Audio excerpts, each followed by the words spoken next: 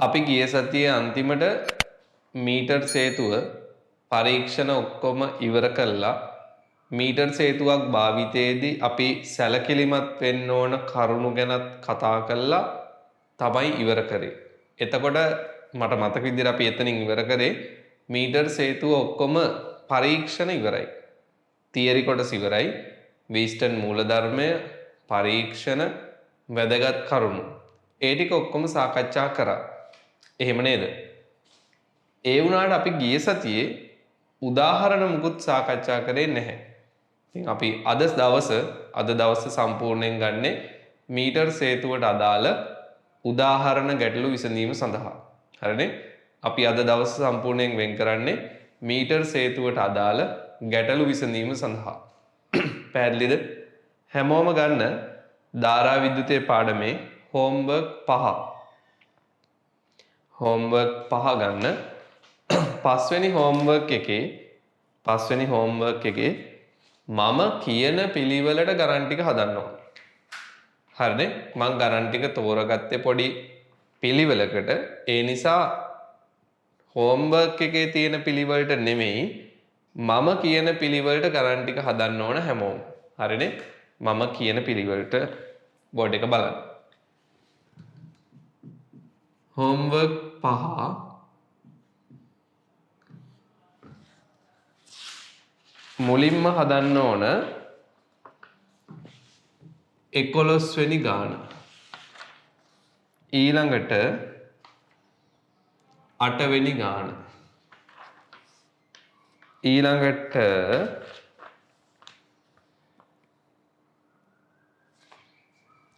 4 වෙනි ගාන. ඊළඟට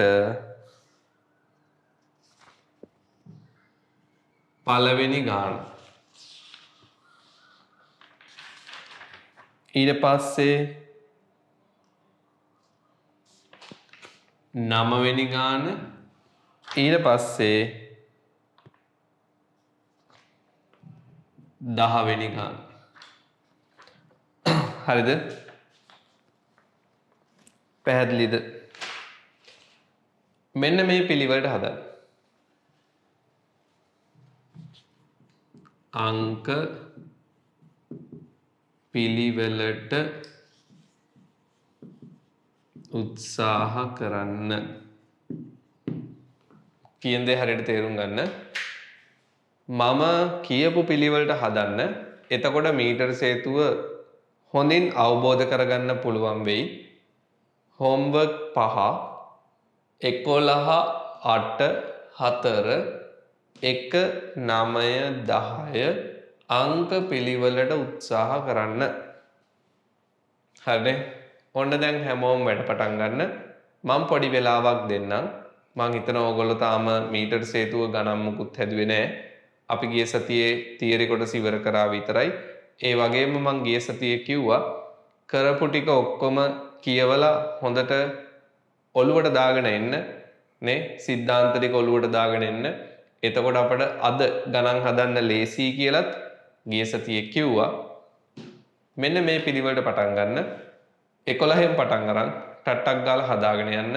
මම පොඩි වෙලාවක් දෙන්නම්. ඊට පස්සේ මම මේ පිළිවෙලට සාකච්ඡා කරන්න පටන් ගන්නවා. හරිනේ? එහෙනම් දැන් වැඩේ පටන් ගන්න. මේ පිළිවෙලට හදාගෙන යන්න. ටික වෙලාවකින් මම සාකච්ඡා කිරීම ආරම්භ කරනවා. ඉක්මන් කරන්න. අවධානය දෙන්න.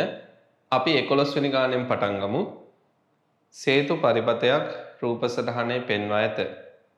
R1 R3 R4 යනු ප්‍රතිරෝධ වන අතර R2 යනු විචල්්‍ය ප්‍රතිරෝධකයක් වේ. G යනු මැද බිඳුව ගැල්වනෝමීටරයකි. පරිපථය බලන්න. සේතුවක්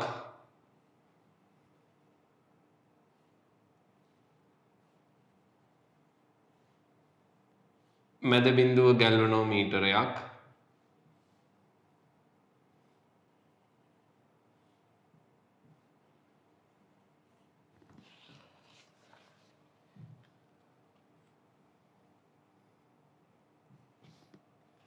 විභව සැපයුම් කෝෂයක්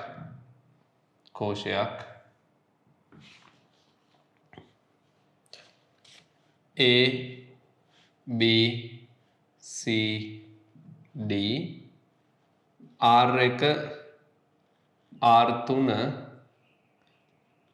R2 විචල්්‍ය ප්‍රතිරෝධයක් R4 R1 R3 R4 නියත ප්‍රතිරෝධ R2 විචල්්‍ය ප්‍රතිරෝධය හරිනේ R2 අගය ශුන්‍යයේ සිට ඉතා ඉහළ අගයකට වැඩි කරන විට ගැල්වනෝමීටරයේ උත්ක්‍රමයේ ඔබ නිරීක්ෂණය කරනු ලබන විචලනය කුමක්ද? R2 විචල්්‍ය ප්‍රතිරෝධයේ අගය බිඳුවේ සිට ඉතා ඉහළ අගයකට අපි දන්නේ ටිකක් ලොකු අගයක් බිඳුවේ සිට ඉතා ඉහළ අගයකට වෙනස් කරනකොට ගැල්වනෝමීටරයේ අපි දකින නිරීක්ෂණය තමයි ගැල්වනෝමීටරයේ දර්ශකය එක් පැත්තක සිට ශුන්‍ය හරහා එක් පැත්තක සිට ශුන්‍ය හරහා අනෙක් පැත්තට උත්ක්‍රමණය වීම. ඕක තමයි අපි දකින නිරීක්ෂණය. විචල්්‍ය ප්‍රතිරෝධයේ අගය බිඳුවේ සිට ඉතා ඉහළ අගයකට වැඩි කරනකොට අපි දකින දේ ඔතන බිඳුවේ සිට ඉතා ඉහළ අගයක් කිව්වම අපි හිතමු අනන්තය කියලා. බිඳුවේ සිට අනන්තය ඉතා ඉහළ අගයක්. එතකොට අපි දකින දේ තමයි ගැල්වනෝමීටරයේ දර්ශකය එක් පැත්තක සිට ශුන්‍ය හරහා අනෙක් පැත්තට උත්ක්‍රමණය වීම. ආරම්භය වම් පැත්තෙන් වෙන්නත් පුළුවන් දකුණු පැත්තෙන් වෙන්නත් පුළුවන්. කොයි පැත්තෙන් පටන් ගත්තත් බිඳුව හරහා ප්‍රතිවිරුද්ධ දිශාවට උත්ක්‍රමණය වෙනවා. ඕක තමයි නිරීක්ෂණය. B කොටස. R2 කිසියම් අගයකට සේතුව සංතුලනය වූ විට R1 සහ R2 හරහා ගලන ධාරාවන් පිළිවෙලින් I1 සහ I2 වේ. R1 සහ R2 හරහා ගලන ධාරාවන් පිළිවෙලින් I1 සහ I2 වේ. හැබැයි හොඳට තේරුම් ගන්න මේක කියනවා R2 කිසියම් අගයකට සේතුව සංතුලනය වූ විට සේතුව සංතුලනය වුණා කියන්නේ ගැල්වනෝමීටරයේ පාඨාංකය බිඳුවයි. සේතුව සංතුලනය වූ විට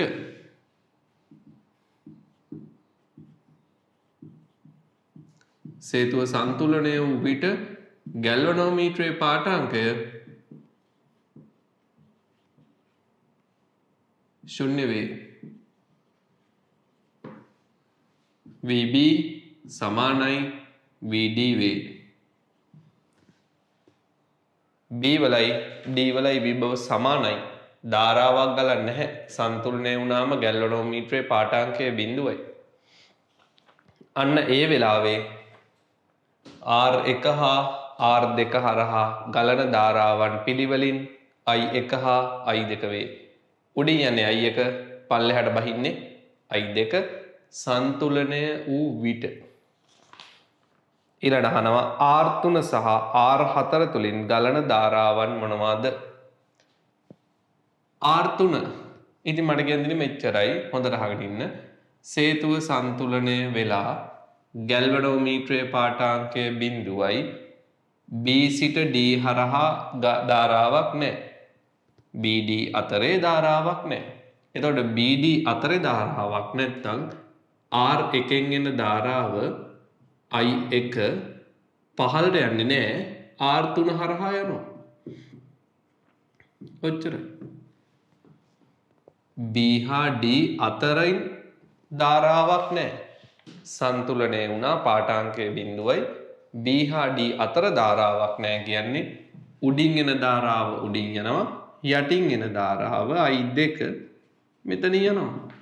R4 හරහා. එච්චරයි. එහෙනම් R3 හරහා ධාරාව I1 R4 හරහා ධාරාව I2 3 හරහා I1 4 හරහා I2 B හා D විභව අන්තරය කුමක්ද? ඇත්තටම සන්තුලනය වුණාම BD විභව සමානයි B හා D විභව අන්තරය බිඳුවයි. B හා D විභව අන්තරය බිඳුවයි. පහත සඳහන් දෑ අතර සම්බන්ධතා ලියන්න. VAB VAB කියන්නේ A සහ B අතර විභව අන්තරය. A සහ B අතර විභව අන්තරය I1 R1 I1 R1 VAD VAD A සහ D අතර විභව අන්තරය A සහ D අතර විභව අන්තරය I2 R2 විභව අන්තරය ධාරාව ගුණ කිරීම ප්‍රතිරෝධය VBC නෑ මට වැරදුනා ඒක නෙමෙයි අහන්නේ සෝරි පහත් සඳහන් දෑ අතර සම්බන්ධතා ලියන්න VAB සහ VAD VAB සහ VAD අතර සම්බන්ධතාව තමයි ඒ දෙන්න සමානයි. ඔන්න මට වැරදුනා හොඳේ. VAB සහ VAD අතර සම්බන්ධතාව ඒ දෙන්න සමානයි. මොකද B වලයි D වලයි විභව සමාන නිසා AB විභවාන්තරයයි AD විභවාන්තරයයි සමානයි.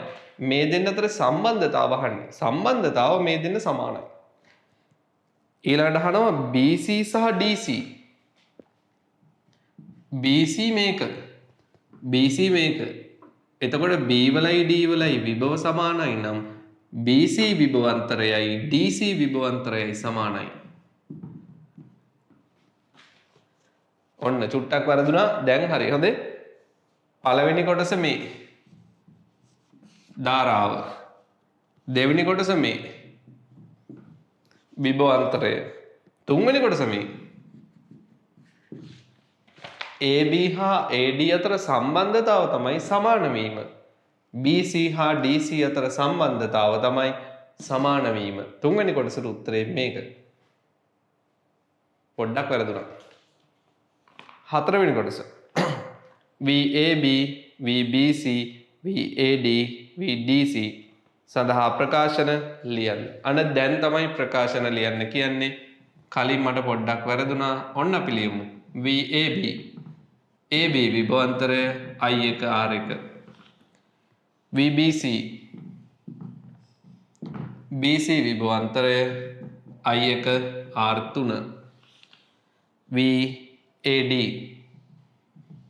AD විභවාන්තරය පල්ලෙහායක AD විභවාන්තරය I2 R2 VDC DC විභවාන්තරය I2 R4 ඔන්න ප්‍රකාශන. විභවාන්තර සඳහා ප්‍රකාශන මේ AB හා AD අතර සම්බන්ධය සමාන වීම BC හා DC අතර සම්බන්ධය සමාන වීම. මෙන්න ප්‍රකාශන. R4 සඳහා ප්‍රකාශනයක් ලබා ගන්න. දැන් ඉතින් අපි දන්නවා මේවට ප්‍රකාශන, ඒ වගේම අපි දන්නවා මේවා සමානයි කියලා. සුළු කරන්න තියෙන්නේ. AB අන්තරය මෙතනට ආදේශ කරන්න. AD මෙතනට ආදේශ කරන්න. ආදේශ කළා සුළු කරන්න. ආදේශ කළා සුළු කරන්න. අපි ආදේශ කරමු. ඊට මැද නිසා උඩින් ලියන්නම්. ආදේශ කරොත් AB සමානයි AD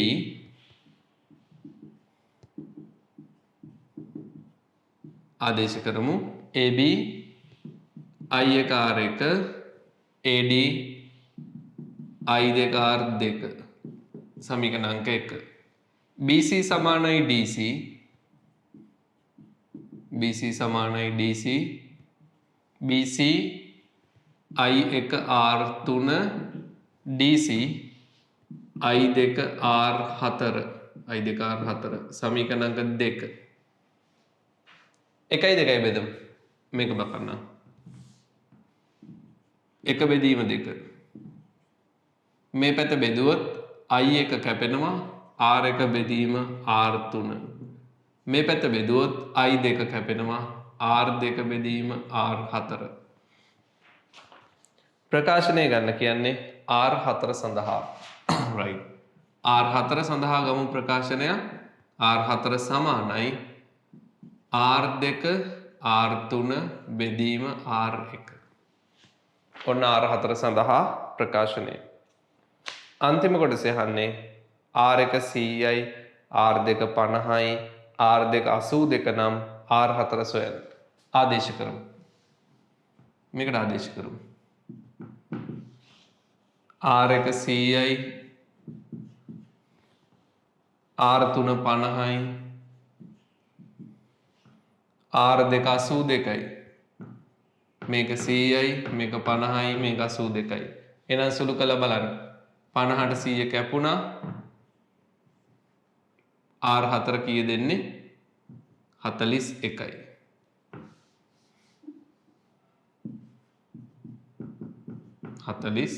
යෝ ඔන්න 11 වෙනි ගාන කොබන් හරි ගියපු අයත උස්සන්න හරි ගියපු අයත උස්සන්න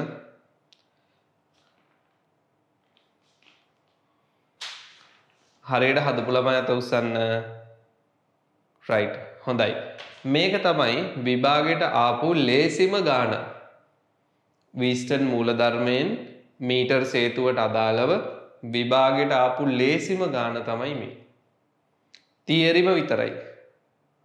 තියරිම විතරයි අහලා තියෙන්නේ වීස්ටන් සේතුව විභව සමාන වීම විභවාන්තර සඳහා ප්‍රකාශන සුළු කිරීම ප්‍රතිරෝධය සෙවීම මේක තමයි විභාගයට ආපු ලේසිම ගාන හරිද right දැන් අපි යමු ඊළඟට 8 වෙනි ගානට 8 වෙනි ගාන තියෙන්නේ පරීක්ෂණයක් ඇසුරේ right කොබන් 8 හදලා ඉවරයි අත උස්සන්න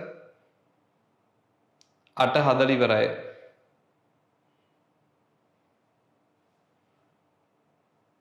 8 හදලා ඉවර ළමයි අත උස්සන්න හරි අපි 8 වෙනි එකත් සාකච්ඡා කරමු ඒකත් ලේසි ගානක් එච්චර අමාරු නෑ මේකේ අවශ්‍ය දේවල් තියෙනවා නම් ටක් ගාලා ලියා ගන්න මම ටිකක් මේ හරියව මැකුවා ඒ ටික මං හිතන්නේ ලියා ගන්න ඇති පළවෙනි කොටසයි දෙවෙනි කොටසයි මැකුවා ඒ ටික ලියා ගන්න ඇති මේකේ අවශ්‍ය දේවල් ටක් ගාලා ලියා ගන්න